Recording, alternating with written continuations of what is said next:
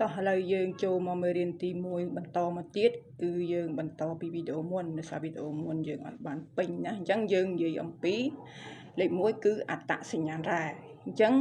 សំណួរនេះគឺជាសំណួរសំខាន់នៃគេឧស្សាហ៍ចេញប្រឡងដែរអញ្ចឹងសំណួរគេសួរថាដើម្បីកំណត់អត្តសញ្ញាណរ៉ែតើគេប្រើគោលការណ៍ជាសាស្ត្រដូចម្តេចខ្លះឬក៏មានអ្វីខ្លះចឹងចម្លើយរបស់វាដើម្បីកំណត់អត្តសញ្ញាណរ៉ែគេប្រើគោលការណ៍វិទ្យាសាស្ត្រមានដូចខាងក្រោមអញ្ចឹងខ្ញុំដាក់ពីលេខ1មកដល់លេខ7នេះដើម្បីឲ្យយើងងាយស្រួលចំណាំថាក្នុងមួយសំណួរហ្នឹងគឺមាន7ចំណុចអញ្ចឹងលេខ1គឺព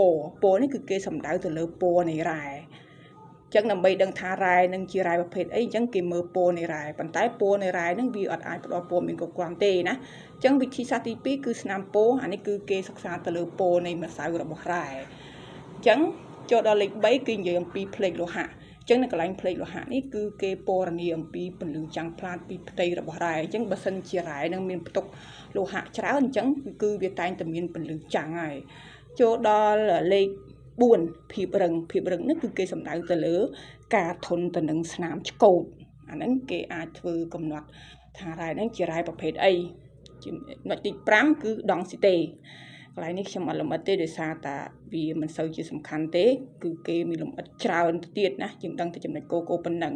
ចូលទី6គឺនិយាយអំពីប្រព័ន្ធក្របក្រាមហើយនឹងចំណុចទី7ចុងក្រោយគឺស្នាមប្រេះនិងបំណែកអញ្ចឹងនៅក្នុងមួយសំណួរនេះចំណុចសំខាន់គឺគោលការណ៍វិទ្យាសាស្ត្រដែលគេប្រើមានទាំងអស់ចំនួន7ចំណុចអញ្ចឹងដើម្បីយើងអាចកត់ចំណាំនៅពេលដែលយើងឆ្លើយប្រឡងបាន